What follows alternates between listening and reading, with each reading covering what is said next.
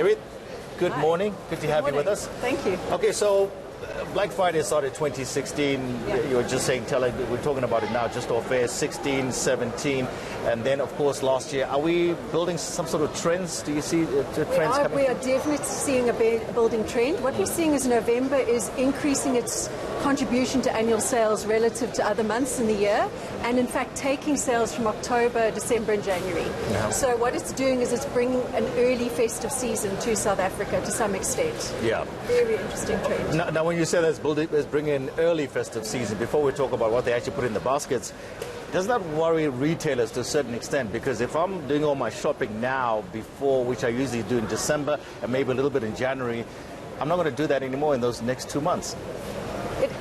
Overall, the trends are still showing growth into December. It's just not to the same extent as before. And I think the key thing for retailers and manufacturers is to get the balance right. Yeah. You don't want to over-discount on the November Black Friday to mitigate the potential losses in December, January, etc. So it's about having a balance. And it's also very important. What we've seen is some manufacturers and retailers are discounting a lot ahead of Black Friday. And when consumers then go and shop on Black Friday, they're not actually buying those products because they know they were on discount a month ago. Yeah. And they know the prices. What we've seen is 75% of consumers actually know the price of what's in the shop. That's a big number, right? Three-quarters of people. That is a huge number. Which then maybe nullifies Black Friday to a certain extent for certain retailers.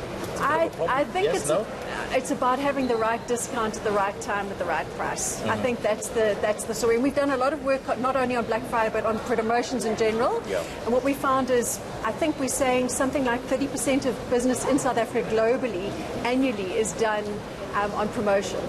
And what's happening is because there's so much promotion, consumers have become just expectant of those promotions. They're starting to pantry load, they're starting to wait for the next promotion. So Black Friday is adding to that and doing a bit more in terms of promotions. And the key thing is to do it the right way.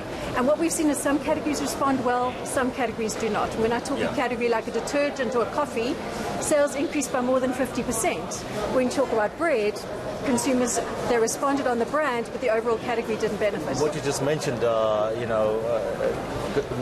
items with long shelf life that I can just stock and keep for the next 5 months. We're encouraging pantry loading, which is why December and January to some extent are being impacted. Okay, so what when we look at 2018, what do South Africans shop for the most when it comes to FMCG goods? On Black Friday, the big growth was detergents and coffee, as I mentioned. Also things like long life milk, biscuits, cereals, and those are the shelf-stable products. What we also found is that they bought things that made them feel good. When we look at it, we looked at wine growing quite significantly, beer grew significantly, cheese, cheese and wine, you maybe think about it that way, biscuits, those kind of categories grew. What we didn't see growing despite promotions, as I said, was bread, and then also things like deodorants and vitamins and supplements. For some reason, those did not respond despite being on promotion.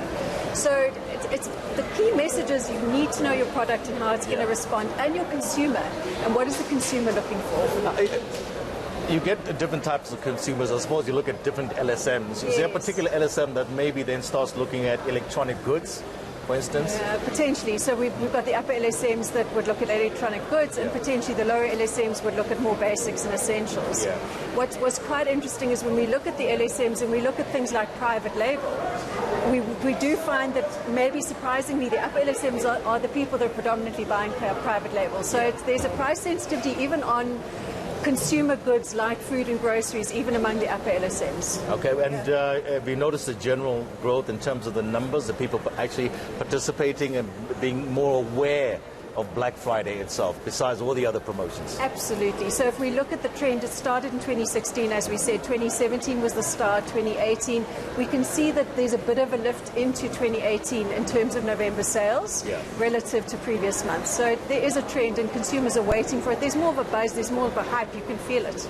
Keritha, just you mentioned that there's many promotions, and when I think back now, and you're going through malls and so forth, there's always a sale somewhere, always a sale here and there. Why is that? That seems to be happening a lot more now than it used to be before. Is there a particular reason? I've been asked this a few times. I think what's happened is retailers and consumers have tried to get people into the door through promotions. We're talking about 22% of people will move to a new store if they're aware of a promotion. And a lot of the retailers on the same shopping centre, it's quite easy to do that. Yeah. So we've encouraged consumers to look for promotions. In the countries that we've looked at, South Africa is the second most price-sensitive country, and that's because they're expecting promotions. Consumers are waiting until they can stock up their pantry. So you're encouraging consumers to look for those promotions, but the retailers must be sitting there thinking, I can't keep discounting everything every second month. It's a big problem, you know. Yeah. So catch-22. Absolutely. What we're saying to retailers and manufacturers is that 2/3 of those promotions are not breaking even. So what we're doing is we're encouraging the pantry loading, we're encouraging consumers to wait till the next good deal, but we're discounting to the extent and so often that in the end we're actually not getting a return on the investment. So it's a very delicate balancing act that needs to take place. It is interesting stuff. Lovely chatting with you, Keritha Bothagives from Nielsen Connect South Africa, just tracking what people are spending on generally and also when it comes to Black Friday. Thank you so much. Thank you for having me.